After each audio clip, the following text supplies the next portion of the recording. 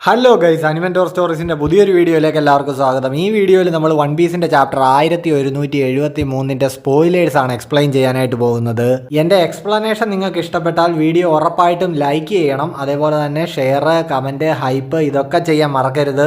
പിന്നെ നമ്മൾ 6000 സബ്സ്ക്രൈബേഴ്സിലേക്ക് അടുക്കാറായിരിക്കുകയാണ്. സോ നമ്മളുടെ ചാനൽ ഇതുവരെയും സബ്സ്ക്രൈബ് ചെയ്തിട്ടില്ലാത്തവർ ഇപ്പം തന്നെ ഉറപ്പായിട്ടും ഒന്ന് സബ്സ്ക്രൈബ് ചെയ്യുക. അപ്പോൾ ഇനി ഒട്ടും തന്നെ സമയം കളയാതെ നേരെ നമുക്ക് നമ്മുടെ വീഡിയോയിലേക്ക് പോകാം. ചാപ്റ്ററിന്റെ പേര് ജനറേഷൻ ഓഫ് വാരിയേഴ്സ് എന്നാണ്. കഴിഞ്ഞ ചാപ്റ്റർ നിർത്തിയിടത്തുനിന്ന് തന്നെയാണ് തുടങ്ങിയിരിക്കുന്നത്. അതായത് സോറോയുടെ പ്ലാൻ എന്താണെന്ന് റിവീൽ ചെയ്തിരിക്കുകയാണ്.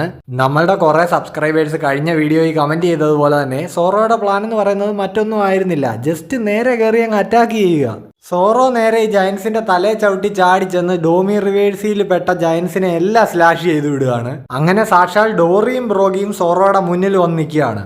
പക്ഷെ അവർ സോറോയെ അറ്റാക്ക് ചെയ്യാതെ പരസ്പരം അറ്റാക്ക് ചെയ്യുകയാണ്. ഇത് കണ്ടിട്ടാണെങ്കിൽ സോറോയും ബാക്കിയുള്ളവരും എല്ലാം ഷോക്ക് ആവുന്നുണ്ട്. സോ ഇവരിപ്പോ ഇനി ഡോമി റിവേഴ്സി കേഴ്സിന്ന് വെളി വരാനായിട്ട് പരസ്പരം ഫൈറ്റ് ചെയ്യുകയാണോ അതോ വേറെന്തെങ്കിലും ഒക്കെ ആണോ എന്ന് നമുക്ക് ചാപ്റ്റർ വന്നാലേ ഡീറ്റെയിൽഡ് ആയിട്ട് അറിയാൻ പറ്റൂ. ബ്രൂക്കിനും അതേപോലെ തന്നെ ഈ ചാപ്റ്ററിൽ നല്ലൊരു റോൾ ഉണ്ട്. പുള്ളി ഗുങ്കോയുടെ യഥാർത്ഥ പേര് റിവീൽ ചെയ്യുകയാണ്. പ്രിൻസസ് ഷുറി എന്നാണ് ബ്രൂക്ക് ഗുങ്കോയെ വിളിക്കുന്നത്. സോ അവൾ ഇവിടുത്തെ ഒരു രാജകുമാരിയായിരുന്നു, വിവിയൊക്കെ പോലെ. ഷുറി അല്ലെങ്കിൽ ഷെറി, ഇത് രണ്ടിലേതോ ആണ് അവളുടെ പേര് എന്ന് സ്പോയിലറിൽ പറയുന്നുണ്ട്.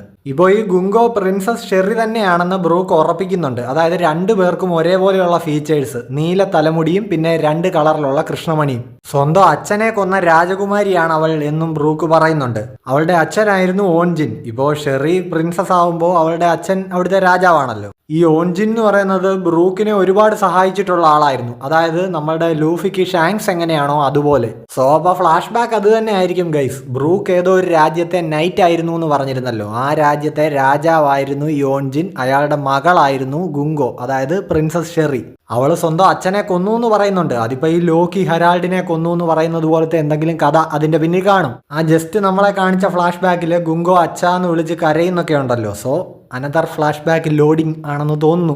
ഇപ്പോൾ ഈ ബ്രൂക്ക് പറയുന്നതൊക്കെ കേട്ടിട്ട് കുറച്ചു നേരത്തേക്ക് ഗുങ്കോ അവളുടെ സ്വബോധത്തിലേക്ക് തിരിച്ചു വരുന്നുണ്ട്.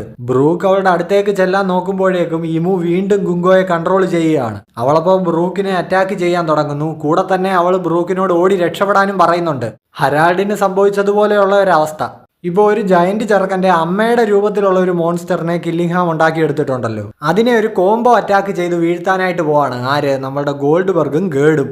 ഇപ്പോൾ ഉടനെ റോഡും അവർക്കൊപ്പം ജോയിൻ ചെയ്യുന്നുണ്ട്. അങ്ങനെ ആ 3 പേരുടെ combined attack. 3 generals roaring nation. നമ്മുടെ ഡോറിയുടെയും ബ്രോഗിയുടെയും ആ കമ്പൈൻഡ് അറ്റാക്കിനോട് സാമ്യമുള്ള ഒരു അറ്റാക്കാണിതെന്ന് പറയുന്നുണ്ട്.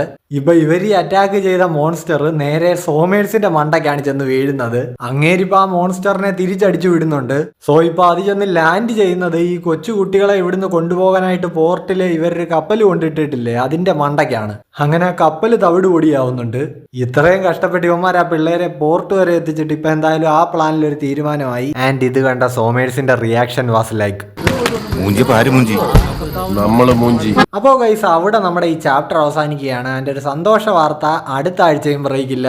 അപ്പോൾ എന്തായാലും ഈ ചാപ്റ്റർ ഈ വെള്ളിയാഴ്ച ഇറങ്ങും. അപ്പോൾ നമ്മൾ ഒന്നെങ്കിൽ വെള്ളിയാഴ്ച അല്ലെങ്കിൽ ശനിയാഴ്ച ഇതിന്റെ ഡീറ്റെയിൽഡ് എക്സ്പ്ലനേഷൻ ഇടുന്നതായിരിക്കും. സോ അപ്പോൾ എല്ലാവരും നല്ല സപ്പോർട്ട് തന്ന് കൂടെ നിൽക്കുക. അതേപോലെ തന്നെ ചാനൽ സബ്സ്ക്രൈബ് ചെയ്യാനുള്ളവർ ഇപ്പം തന്നെ മറക്കാതെ സബ്സ്ക്രൈബ് ചെയ്യുക.